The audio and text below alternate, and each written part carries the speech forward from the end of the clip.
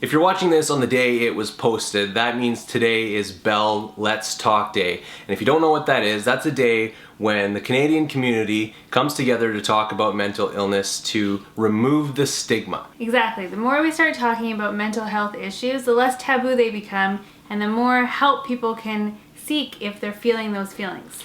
If you've watched this channel before, we've talked about it before. I have suffered from depression and continue to suffer from forms of mental illness as the days go on. But because I'm more aware of it, what it is and how to handle it, I suffer less and less every day. Today we wanted to talk about postpartum depression because it's very relevant to our situation right now with two newborn twins. Well, not two sets of newborn twins, one set of newborn twins. Now that's not to say that either of us right now are suffering from postpartum depression, but we certainly know how it could feel. Yeah, like you said, neither one of us is suffering from it at the moment, and that's not to say that we won't or we couldn't.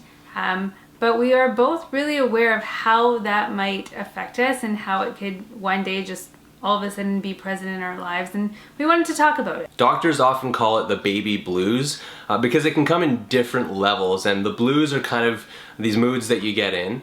And once it hits the extreme end of the scale, they call it postpartum depression. And I think we've both kind of felt the baby blues at times in the first 2 and a bit weeks that we've had these newborn twins. And that's relatively early. Postpartum depression can affect women at any time, and they say most commonly it happens around 4 to 6 months after the babies are born, possibly after that honeymoon period is over with. So what have you felt in this first couple of weeks that would be categorized as the baby blues, and that maybe other people who are pregnant or about to have kids, or even not, because it's a lot of the symptoms are the same, that they could look out for and to make sure that they're on top of things? That's a really hard question to answer because there's so many possible ways that you can feel these blues, and it's not going to be the same for anyone, let alone both of us experiencing the same set of twins. One thing that I've experienced is complete and utter overwhelmingness. Yeah. There's no better way to experience that, and that's from a variety of different sources. For one, your hormones are out of whack. Whether you give birth vaginally or a C-section or however it happens, your hormones are at like the peak, and going through that experience and all of a sudden going into the hospital with a baby in your belly and leaving the hospital with a baby in your arms, that is emotion enough for you to feel out of sync. It's not your regular life, it's a brand new experience, it's overwhelming. You have to take care of this infant, and it takes over your entire life and your day and your hours and your minutes, and that alone can be a lot to handle. Visitors was another thing that I think was helpful and overwhelming at the same time. Everyone means well when they come over to visit, and of course they have you and your baby in their best interest, and sometimes they offer advice from experience, and that can be very helpful, but it can also be very stressful if you're trying to figure out how you want to raise your kids, how you want to do things, a routine that you want to set up, and it's not always easy to balance the advice that you're getting with the things that you want to try out. What's interesting about this is that you're explaining, this situation, this new situation, all the different facets of it that you feel those things kind of every day, and it's repetitive every day. And having gone through a depressive period in my life, I think the biggest reason that I went through that is that I was going through this really highly emotional, highly stressful environment and situation every day, and I didn't know how to handle it because it was so new, and it would get me down at times every day. And over a prolonged period of time, having those feelings every day is what kind of then at a certain point kept me down, and then I couldn't get out of it. And so I didn't know why my mood was what it was, and I was trying to then change different things in my life to get out of that mood. But in the end I realized that over a period of time, having these triggers affect my mood then affected my brain. And my brain was then kind of changed, and there's science behind it that says your brain is malleable, and it can change. The way your brain reacts to things can change, semi-permanently, and then your mood is changed semi-permanently. and that kind of is depression. And so I'm not experiencing postpartum depression, because I think that's a very specific term, in that the hormones that you go through and feel and have, I don't, because I didn't carry those babies. But I certainly having been there before, and knowing what depression is, can see how it can affect not only the women but the partners that they have during this time, because it can be so overwhelming, and it's stressful, and it's every single day, and it's unrelenting, and that can get you down if you don't know how to deal with it. And I think I want to add that it's not just the situation that can cause that, it's also your internal feelings and the pressures that you put on yourself to do well. For me, I know breastfeeding was a big part of the days that I felt really great and the days that I felt really low. And it's not always in my control how the babies are going to feed, because that, like we talked about in a previous video, it depends on so many factors. Are they constipated? Are they congested? Are they hungry? Are they just overly tired? Are they irritated? Are they fussy? And all of those things can affect how well a breastfeeding session goes. And then breastfeeding on its own. Are you going to do it? Are you going to give formula? Can you do it? And the pressures from the external world are enough. And the implications of those decisions can be very stressful and can weigh on you. And those decisions, like I said, happen every day. So if that's weighing on you every day, you kind of have this cloud over you every day. And that then turns into a cloud regardless of whether you have those decisions to make. And I think that's how depression can spiral. But it's not only the emotional and intellectual things that affect your mood, especially at this time for us.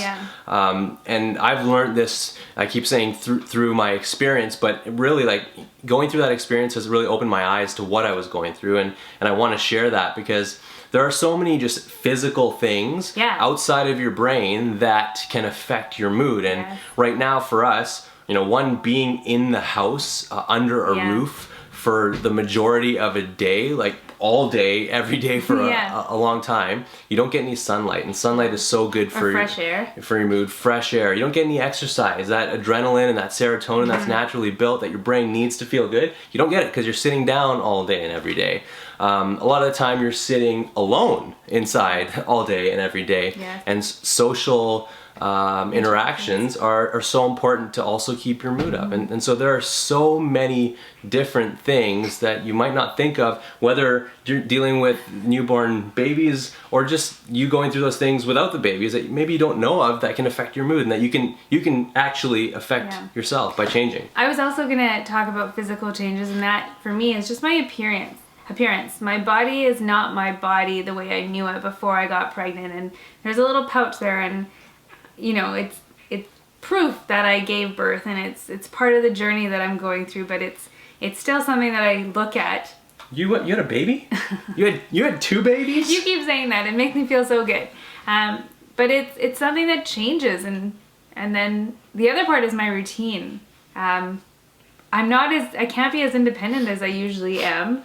In that there's something or someone, or in this case 2 someones, that are depending on me for food and for nurturing and cuddles and tummy time, and my schedule is completely dependent on these little guys, which I love, but it's also very different, and it's something that I'm not used to, and change is hard. In identity is very hard. Change is hard for anyone. Change is hard for us, and change is hard for anyone. When something big happens, it's a shock to life, and it can affect the way people feel on a long-term basis. So we've talked about sort of what depression is and what postpartum depression is, and the feelings that we have, but how do we deal with it, and how do we make sure that we're feeling our best, or at least trying to feel our best at every point in the day. It's not going to obviously be that, but we want to aim for that, and there are certain things that we can do, right? What are you doing right now to help yourself feel good? I think setting goals for my break times has been really helpful for me. It's not just about feeding the babies and then sleeping when the babies sleep, because for me that takes the enjoyment out of being a mom. It makes me feel more mechanical, like I'm just a feeding machine, and I didn't want to go through this first couple weeks just feeling like I was only there to provide food. And so setting a schedule, doing my hair every now and then was really helpful, made me feel really good. Cleaning the house, which is something that I don't always enjoy, but I seem to enjoy it a lot right now because it's something that I can do that's not sort of related to the babies in that one moment, and it's a nice break for me. Putting my feet up and enjoying a cup of tea, and if that means for one feeding, or sleeping a bit extra, and if that means for one feeding that we do formula because I need that extra little bit of rest, and that's okay, and being okay with that, because again, it's one feeding, it's not gonna be their entire lives, and in a moment they need you to be happy and they need you to be healthy, and that means sometimes sacrificing little things here and there so that you can be upbeat and be positive and energetic and pass on those good vibes. Yeah, for me, I think the best piece of advice I can offer is one, living in the moment, knowing that not every situation is an end of the world situation, and if something feels really bad in the moment, just know it's that moment, and that moment will pass, and you'll feel a lot better when that moment does pass. But then also managing expectations. I think managing expectations and sort of going with the flow has been a big part of my journey being pregnant. And that sort of filtered into after giving birth, and it's sort of like whatever's best for the babies and for you and in the moment that makes you feel happy. I think that's more important than necessarily sticking to a routine or having those expectations so high that it's almost impossible to meet. It's just living day to day, moment to moment, and saying, I did good right now, and that's all that really matters. Yeah, and for me, I think the biggest thing that I've taken from the journey to this point is that as bad as it seems in the moment, and as like unhopeful or hopeless, I guess is the word, hopeless as you feel in that moment, when people say it passes and you will feel better, it really does. Depression is a tricky thing in that it tricks you to feel that whatever you're feeling in that moment is the only thing that you're ever gonna feel from then to the rest of your life. And that is just absolutely untrue. Yeah. We talk about, controlling the things like going outside and exercising, having social interactions, eating healthy, doing all these things, managing expectations, setting some goals, being okay with those goals, not working out, but all those things you can do, and yet if you don't feel better, it's still not the end of the world, because you will feel better. That is a thing that is in your head, and it'll pass. It will pass if you continue to try and you continue to believe, and even if you don't believe, it will pass. And and knowing that it will pass doesn't take away from the fact that you're feeling low in that moment, and that's really important to recognize and to verbalize. The other day I was feeling really low, and I looked at him and I said, I'm feeling low right now. Oh my goodness.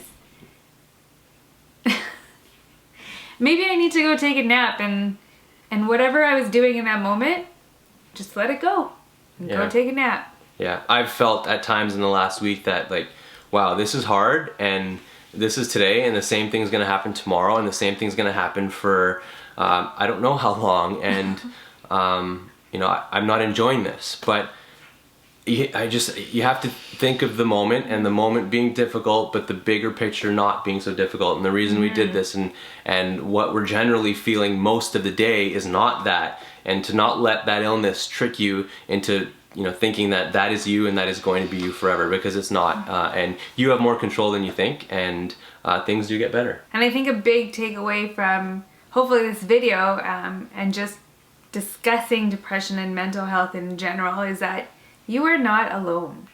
Yeah.